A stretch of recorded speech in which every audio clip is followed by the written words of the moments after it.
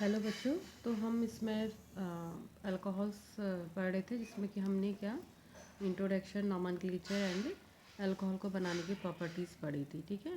So now physical properties of alcohol. तो physical property क्या है, देखो यदि हम कंपेयर करें, फर्स्ट पॉइंट है बॉइलिंग पॉइंट और मेल्टिंग पॉइंट क्या होता है, अल्कोहल के हाई होते हैं। यदि हम किससे कंपेयर करते हैं अल्कोहल को, उन्हीं के मॉलिक्यूलर वेट वाले कॉरस्पॉन्डिंग एल्केन से करेंगे तो उनका मॉलिक्यूलर वेट हाई होता है, किसका, अल्कोहल्स का, ड्यू टू हाइड्रोजन बॉन्डिंग। ठीक। तो कैसा होगा, जिससे माना अल्कोहल है तो अल्कोहल का फॉर्मूला क्या होता है, ROH। ऐसे ही आपका RO, तो कई मॉलिक्यूल्स जो होंगे अल्कोहल के, उनके बीच में क्या हो जाएगी, ये हाइड्रोजन बॉन्डिंग हो जाएगी। तो हाइड्रोजन बॉन्डिंग होने की वजह से क्या होंगे, मॉलिक्यूल एसोसिएट हो जाएंगे। तो उनको क्या करेंगे, जिसमें बॉईल करेंगे, तो एवोपरेट होने के लिए उनको क्या करना पड़ेगा, ज़्यादा हमें टेम्परेचर देना पड़ेगा। That's why the boiling point and melting point of alcohols are higher as compare to corresponding alkenes. ठीक है। Second one is solubility. यदि सॉलिबिलिटी की बात करें तो जो अल्कोहल्स जिनका मॉलिक्यूलर वेट कम है, लाइक मिथेनॉल, इथेनॉल, वो कैसे होते हैं, आपके वाटर सॉलेबल होता है। लेकिन यदि क्या होगा, आपका चेन बढ़ती रहेगी, सपोज आपकी बहुत लॉन्ग चेन है and then finally there is a OH group, तो जो ये वाला पोर्शन होगा लॉन्ग चेन, ये कैसा होगा फिर आपका हाइड्रोफोबिक। ठीक है, क्योंकि क्या होगा, water insoluble and only this portion is water soluble. तो इस कंडीशन में क्या होता है आपका, जो ये अल्कोहल की जो सॉलिबिलिटी है वो वाटर में क्या हो जाती है, डिक्रीज हो जाती है। तो जो सॉलिबिलिटी होती है क्या होता है फिर आपका, लो मॉलिक्यूलर वेट वाले क्या होता है, वाटर सॉल्युबल होते हैं। बट जैसे जैसे मॉलिक्यूलर वेट इंक्रीज होता रहता है, सॉलिबिलिटी इन वाटर क्या होती है आपकी, डिक्रीज हो जाती है। ठीक है। Next, chemical properties of alcohol. तो यदि हम अल्कोहल की बात करें तो अल्कोहल में कौन सा बॉन्ड है, COH, बाकी तो एल्किल ग्रुप है। R जो भी है आपको पता है, कार्बन कैसा होगा आपका, sp3 हाइब्रिडाइज होगा। And here oxygen is also sp3 hybridize. तो ऑक्सीजन भी कैसा आपका sp3। तो sp3 एट मीन्स कैसा होगा आपका, देखो 4 लोब्स होंगे, sp3 में कितने होंगे आपके 4। One is here, second one is here, third one is here and fourth one is here. So oxygen is sp3 hybridize. ठीक है। और साथ में क्या है, देखो यहाँ पर OH बॉन्ड है और हाइड्रोजन तो आपको पता ही है हमेशा कौन सा रहता है, हमेशा s ऑर्बिटल में रहता है। और s ऑर्बिटल कैसा रहता है, स्पेरिकल। तो यहाँ पर कैसी ओवरलैपिंग होगी आपकी, s ऑर्बिटल और sp3 hybrid orbital. All these 4 hybrid orbitals are hybrid orbital and its name is sp3 hybrid orbital. तो क्या है आपका, जो ये है आपका कौन सा s ऑर्बिटल है, ये sp3 हाइब्रिड ऑर्बिटल है, ये क्या करता है, हाइड्रोजन के s ऑर्बिटल से ओवरलैप करता है। तो ये sp3 hybrid orbital of oxygen और s ऑर्बिटल ऑफ हाइड्रोजन क्या करेगा, ओवरलैप करेगा। और कौन सा बॉन्ड फॉर्मेशन होता है, OH बॉन्ड का फॉर्मेशन होता है। ठीक है। लाइकवाइज ऑक्सीजन और कार्बन कैसा बनेगा, कार्बन का भी कौन सा होगा आपका, sp3 हाइब्रिड ऑर्बिटल ऐसा होएगा, तो कभी इस तरीके से आएगा। तो ये sp3 hybrid orbital of carbon and sp3 hybrid orbital of oxygen, ये ओवरलैप करते हैं। तो कौन सा बनता है आपका, कार्बन और ऑक्सीजन बॉन्ड बनता है। ठीक है। अब बात आती है जो अल्कोहल्स होते हैं, तो उसमें क्या होता है, ऑक्सीजन हैव 2 लोन पेयर्स। ठीक है। तो 2 लोन पेयर कहाँ पर रहते हैं, तो ये कहाँ पर दिख रहा है, देखो ये है, this is one sp3 hybrid orbital और उसमें एक लोन पेयर है। और ये आपका दूसरा sp3 हाइब्रिड ऑर्बिटल है, ये इसमें दूसरा लोन पेयर है। तो ये इसका मॉलिक्यूलर स्ट्रक्चर है। बाकी क्या होगा, कार्बन टेट्राहाइड्रल होगा sp। सपोज मिथेनॉल की बात करते हैं हम, तो क्या होता है आपका, मिथेनॉल क्या होता है आपका, CH3OH होता। कार्बन का हाइब्रिडाइजेशन भी कैसा होता है आपका, sp3। और ऑक्सीजन भी कैसा होता है आपका, sp3। तो इसका स्ट्रक्चर बनाने की कोशिश भी करना। तो क्या होगा आपका, तो sp3 होने पर बस ये पता होना चाहिए कि जो लोन पेयर है ऑक्सीजन के, वो p ऑर्बिटल में है या कहाँ पर को रहते हैं। ठीक है। जो 2 लोन पेयर है, ये वाला और ये लोन पेयर है, तो कहाँ पर रहते हैं, ये आपका sp3 हाइब्रिड ऑर्बिटल्स में रहते हैं, ना कि p ऑर्बिटल में। ठीक है। जनरली क्या होता है, कई जगह इस तरीके के लोन पेयर p ऑर्बिटल्स में भी रहते हैं, लेकिन यहाँ पर क्या है आपका, जो ये लोन पेयर प्रेजेंट है, ठीक, वो कहाँ पर प्रेजेंट है फिर आपका, किसमें प्रेजेंट होता है आपका, sp3 हाइब्रिड ऑर्बिटल में। और यहाँ पर OH बॉन्ड फॉर्मेशन हो रहा है due to the overlapping of sp3 hybrid orbital of oxygen and s orbital of hydrogen. Here carbon oxygen bond is also formed due to the overlapping of sp3 hybrid orbital of carbon and sp3 hybrid orbital of oxygen, and 2 lone pair exist in 2 sp3 hybrid orbitals. ठीक हो गया। अब reactions की बात करते हैं तो जो अल्कोहल है आपका ROH, इसमें दो तरीके का क्लीवेज पॉसिबल होता है। First, cleavage of carbon oxygen. कौन सा क्लीव होता है जब रिएक्शन करते हैं तो carbon oxygen cleavage. And second क्या पॉसिबिलिटी होती है, ऑक्सीजन हाइड्रोजन, जो OH है उसका ऑक्सीजन और हाइड्रोजन क्लीव हो सकता है। तो दो पॉसिबिलिटीज हैं, कार्बन हाइड्रोजन भी टूट सकता है और ऑक्सीजन हाइड्रोजन भी क्लीव हो सकता है। ठीक है, जनरली क्या देखा गया है, जो ज़्यादातर की रिएक्शन देखी गई हैं वो ये देखा गया है कि जब कार्बन ऑक्सीजन क्लीव होता है, कार्बन और ऑक्सीजन क्लीव होता है, तो वो दो तरीके की रिएक्शन शो करता है generally, nucleophilic substitution reaction as well as elimination reaction. या तो ये करेगा या और ये करेगा, ठीक है, आइदर दिस वन और this one. But in the case of O and H cleavage, जिस समय O और H के बीच का क्लीव हो रहा है, ये अलग हो रहे हैं, उस केस में सिर्फ कौन सी जर्नल देखा गया है कि सब्स्टिट्यूशन रिएक्शंस शो करता है। ठीक है, तो दो तरीके की हम रिएक्शंस पढ़ेंगे केमिकल प्रॉपर्टीज में। फर्स्ट पढ़ेंगे due to the cleavage of oxygen and hydrogen, and second पढ़ेंगे हम due to the cleavage of carbon and oxygen. इसके केस में जनरली सब्स्टिट्यूशन होता है, बट इसके केस में क्या होता है आपका न्यूक्लियोफिलिक सब्स्टिट्यूशन भी होता है, साथ में क्या भी होता है आपका इलिमिनेशन भी होता है। ठीक है, तो फर्स्ट कौन सा है फिर आपका OH bond cleavage, this one. OH मतलब इन दोनों के बीच का बॉन्ड क्लीव होगा तो कैसे रिएक्शंस होंगे। ठीक, तो फर्स्ट रिएक्शन है कौन सी है, इसमें हमने जनरली 4-5 रिएक्शंस पढ़नी है, बहुत ज़्यादा कुछ नहीं है। कौन सा है आपका, पहला है एल्कली मेटल के साथ रिएक्शन। एल्कली मेटल कौन सी होती है आपकी, lithium, sodium, potassium, rubidium, caesium, francium. ठीक है, फर्स्ट एक ये जो मेटल्स हैं, हाइड्रोजन तो नॉन मेटल है, जो उसमें मेटल प्रेजेंट है वो क्या कहलाती हैं आपकी, एल्कली मेटल्स कहलाती हैं। और उनमें भी जो रिएक्टिव है कौन किसके साथ रिएक्शन करता है, लिथियम, सोडियम और पोटेशियम के साथ ये अच्छी रिएक्शन करता है। किसके साथ, लिथियम, सोडियम एंड पोटेशियम के साथ। ठीक है, और करता है तो कौन सा बॉन्ड क्लीव होता है, हम पहले ही पढ़ रहे हैं कि कौन सा बॉन्ड क्लीव होता है, O और H बॉन्ड क्लीव होता है। क्या बनेगा आपका, देखो फॉर एग्जांपल मैंने यहाँ पर किसके साथ दिखा रखा, सोडियम के साथ कर रखी, तो क्या आपका ROH प्लस सोडियम, तो क्या बनेगा आपका, ये बॉन्ड क्लीव होगा तो हाइड्रोजन हट जाएगा और सोडियम यहाँ पर आ जाएगा। ठीक, हम पहले भी कह रहे थे कि OH होने पर सब्स्टिट्यूशन होता है, तो हाइड्रोजन यहाँ आएगा और सोडियम यहाँ चला जाएगा, तो क्या बनेगा फिर आपका RONA। ठीक है, ROH किस में कन्वर्ट हो जाएगा, RONA, इसका नाम है आपका सोडियम एल्कोक्साइड, एल्क ऑक्साइड। और हाइड्रोजन यहाँ जाएगी तो हाफ H2 लिख सकते हैं, एक H निकला ना, लेकिन हाइड्रोजन हाइड्रोजन गैस के फॉर्म में निकलती है तो उसको लिखा जाता है हाफ H2। ठीक है, ऐसे ही किसके साथ दिखा सकते हो, लिथियम के साथ, ऐसे किसके साथ भी दिखा सकते हैं, पोटेशियम के साथ। ठीक है, लेकिन क्या होता है आपका जो पोटेशियम, जो टर्शरी वो है आपके अल्कोहल्स, वो रिएक्शन थोड़ा डिफिकल्टी से करते हैं। कौन से वाले, टर्शरी अल्कोहल। ठीक है, इजीली कौन करते हैं आपके, प्राइमरी अल्कोहल्स इजीली करते हैं, और जो टर्शरी अल्कोहल्स हैं वो आपके क्या करते हैं, आपका डिफिकल्टी के साथ रिएक्शन करते हैं। इवन कुछ मेटल्स के साथ टर्शरी अल्कोहल रिएक्शन करते ही नहीं, ओवरऑल रिएक्शन करते ही नहीं है। ठीक है, नेक्स्ट है reaction with carboxylic acid. Carboxylic acid जानते ही हो क्या होता है आपका, RCOOH, ये क्या होता है आपका कार्बोक्सिलिक एसिड, और ये क्या है आपका एल्कोहल। तो एल्कोहल और कार्बोक्सिलिक एसिड की रिएक्शन से बनते हैं आपके ईस्टर्स। क्या बनते हैं आपके, ईस्टर। और इस रिएक्शन को क्या कहते हैं, ईस्टरिफिकेशन। क्या कहते हैं आपका, ईस्टर बनते हैं और रिएक्शन कहलाती है आपकी esterification. So alcohol is ROH and carboxylic acid is RCOOH।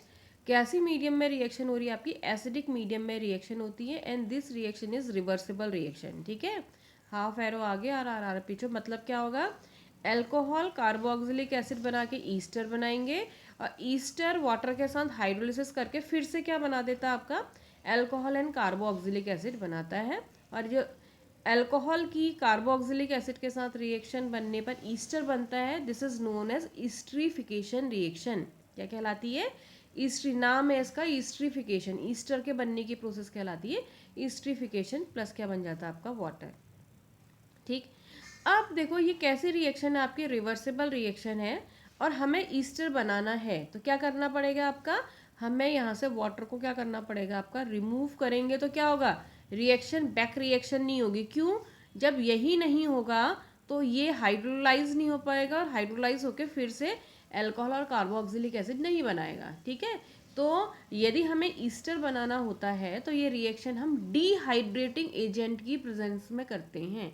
Dehydrating agent क्या होगा, जैसे यहाँ वाटर बनेगा, ठीक, जैसे क्या होगा, अल्कोहल कार्बोक्सिलिक एसिड से रिएक्शन करेगा और क्या बनेगा, ईस्टर और वाटर बनाएगा। तो क्या करेगा, जो जो हम एजेंट डालेंगे वो वाटर को एब्जॉर्ब कर देगा, ठीक। तो वाटर रहेगा ही नहीं, खत्म हो जाएगा। जब वाटर ही नहीं होगा तो रिएक्शन रिवर्ट बैक नहीं हो पाएगी, ठीक है। तो ये रिएक्शन देखो क्या है आपका, रिएक्शन यदि हम बात करें तो देखो कार्बोक्सिलिक एसिड होता है RCOOH और अल्कोहल होता है ROH, ठीक। तो यहाँ से क्या होता है आपका, यहाँ से OH और यहाँ से H निकल के क्या बना देते हैं, वाटर, और ये OR यहाँ जुड़ जाएगा। कौन सा है ये रिएक्शन, सब्स्टिट्यूशन रिएक्शन है, ठीक है। कैसे है इसको भी हम देखते हैं क्या होता है, देखो। अब ये था, देखो आपका, मैंने पहले कार्बोक्सिलिक एसिड लिख दिया RCOOH प्लस R-OH, ठीक है। दो पॉसिबिलिटीज़ हैं देखो वाटर बनने की। एक क्या हो सकता है कि कार्बोक्सिलिक एसिड से क्या निकले OH और अल्कोहल से क्या निकले H, वाटर ऐसे बन जाएगा, H और OH वाटर बन गया, बचा क्या, RCOO से जुड़ेगा, जहाँ से निकलेगा वहीं क्लीव होगा, ठीक है। ये आएगा यहाँ पर को OR डैश, तो RCOOR डैश, देख रहा, RCOOR डैश प्लस वाटर, मतलब क्या बन गया आपका, ईस्टर।